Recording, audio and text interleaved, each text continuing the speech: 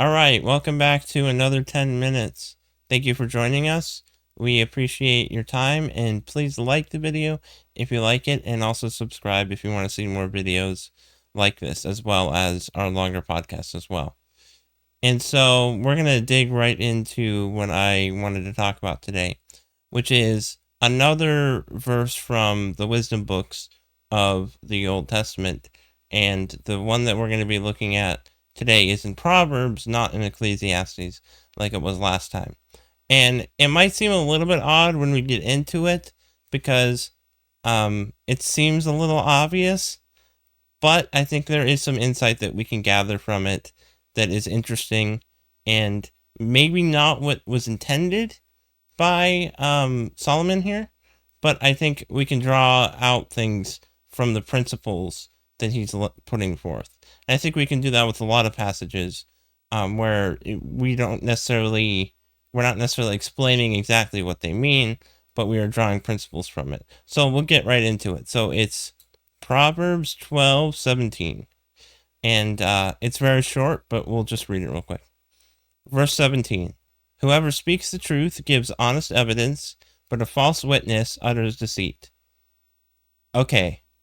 So, first off, based on just reading it, and just if we read it straight on, whoever speaks the truth gives honest evidence, but a false witness utters deceit. It's pretty straightforward. It's like, if you're truthful, then you'll provide honest evidence. If you're deceitful, then you'll produce false evidence or a false witness. But I think that we can gather something from this, which is the idea that when somebody is trustworthy and have proven themselves to be trustworthy, that when they are going to provide evidence, that their evidence is secure and probably good. But if somebody has proven themselves to be a liar, then when they go up to the witness stand, for example, and say something, their witness is not trustworthy, and we should doubt what they're saying. And this reminds me of a parable that Jesus puts forth about a bad tree bearing bad fruit and a good tree bearing good fruit. Can a good tree bear bad fruit? Can a bad tree bear good fruit? Is basically what he's asking. And I think, in case we get confused about what he means here, James puts forth the same parable later on. That it basically said, can figs be gathered from olive trees and olives be gathered from fig trees? And I think that's maybe what Jesus is more or less saying, is that if you're a certain type of tree, then you'll bear a certain kind of fruit. And so when you are a false witness, or when you are a deceitful person, then the evidence and witness that you will give will be deceitful most of the time, and will not be trustworthy. But if you've shown the pattern of trustworthiness, then when you go up to the stand, then you can be trusted. And I think this applies to more than just the courtroom, right? I think it can also refer to just who we gather information from, what kind of things we learn from certain people. Is if the agenda behind where the information is coming from is bad, then we should doubt what they're telling us. We should doubt the information that they're giving us. And one thing that we need to be careful of is what Plato and Aristotle say in two different books. And I want to bring those out too. I think those are also helpful. The first one is from Aristotle. It's like on the heavens, but in Latin, or not Latin. Is it Latin? It might be. Whatever language, I think it's probably Greek. But this is what he says. He says, the least initial deviation from the truth is multiplied later 1,000-fold.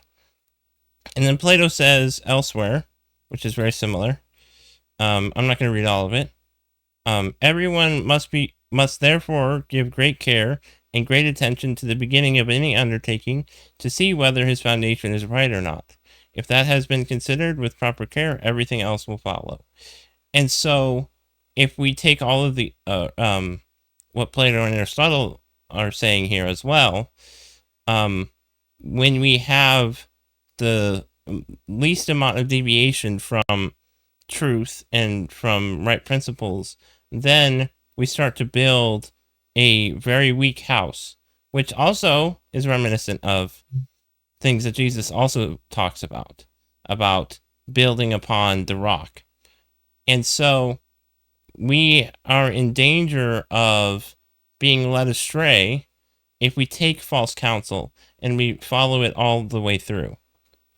And so the two things I want to really draw out of this is these two principles. One, we should know where we're getting information, and we should doubt if it's not a trustworthy source and if their agenda is bad. And those that are trustworthy, we should be inclined to believe.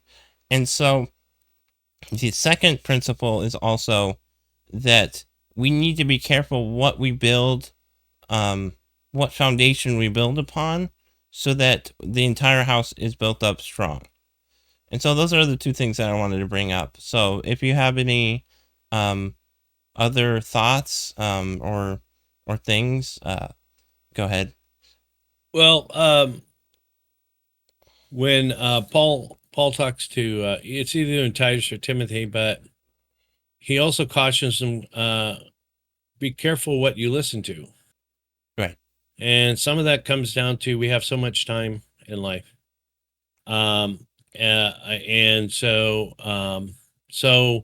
everything that we use, if I only have 10 cigars left, how many do I need until Wednesday, for example? You gotta, put your priorities where they belong. And so, one of the things that we have to manage is what time we have to listen to others. And so, so Paul is warning Timothy, or Titus. I can't remember which one. I think it's Timothy, but, to be careful, who you listen to. And then on the, pushback to that would be like, okay, Paul also warned about gathering teachers that you agree with, that tickle your ears. And so, but there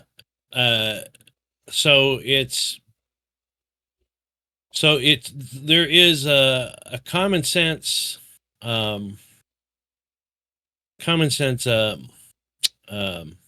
premise that's being laid out, is that generally if someone is a bad witness, their testimony is going to be questionable.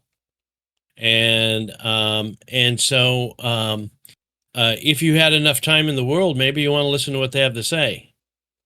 But maybe we should listen to the other three witnesses that are looked upon in the community as staunch truth tellers.